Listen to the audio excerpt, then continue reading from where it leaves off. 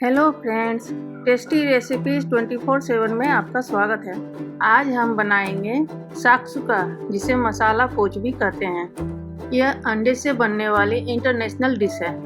इस डिश को आज हम इंडियन स्टाइल में बनाएंगे।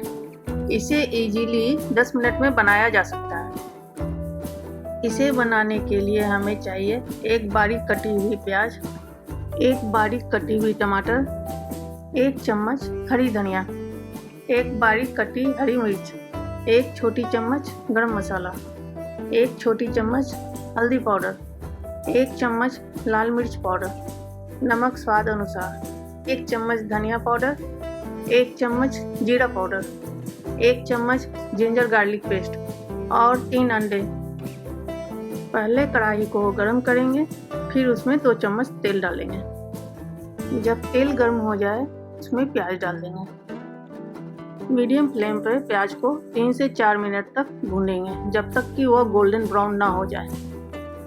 प्याज को कंटिन्यूअस चलाते रहेंगे ताकि वह जले ना। अगर प्याज कढ़ाई में चिपकने लगे तो उसमें 1-2 चम्मच पानी डाल के थोड़ी देर के लिए भून लें। मेक श्योर करें कि प्याज चिपके नहीं। जब प्याज भून जाए, इसमें जिंजर गार्लिक पेस्ट डाल देंगे। इसे थोड़ी देर के लिए भून लेंगे, जब तक कि गार्लिक का रॉ स्मेल ना निकल जाए। इसमें करीब आधा मिनट लगेगा। अब इसमें हल्दी, लाल मिर्च, धनिया, जीरा पाउडर डाल के 1 मिनट तक मीडियम फ्लेम पे भून लेंगे। जब इसमें से मसाले की खुशबू आने लगे, इसका मतलब है मसाला पक चुका है। अब इसमें हरी मिर्च डालकर आधा मिनट के लिए पकाएंगे। अब इसमें टमाटर डाल देंगे और इसे भूनेंगे। टमाटर को थोड़ी देर भूनेंगे, लगभग आधा मिनट। अब इसमें नमक डालकर भूनेंगे। नमक डालते ही टमाटर अपना पानी छोड़ेगा, जिसके कारण वह जल्दी पकेगा।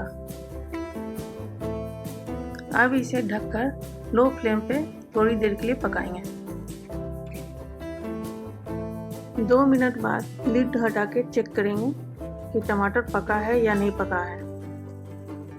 अगर टमाटर सॉफ्ट हो चुका है, इसका मतलब है टमाटर पक चुका है। इसे अच्छी तरह चलाकर थोड़ा मैश कर लेंगे। अब इसमें गरम मसाला और धनिया डालकर मिक्स करेंगे और साथ साथ मैश भी करते रहेंगे। इसे आधे मिनट तक चलाते रहें। मसाला रेडी हो चुका है। अब इसे पूरे कढ़ाई में फैला लेंगे और अंडे के लिए थोड़ी थोड़ी दूरी पे जगह बना लेंगे। हर खाली जगह में एक अंडा तोड़ के डाल देंगे।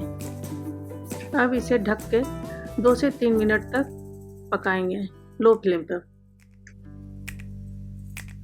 अंडा पक चुका है। अब इसे धनिया से गार्निश कर लेंगे।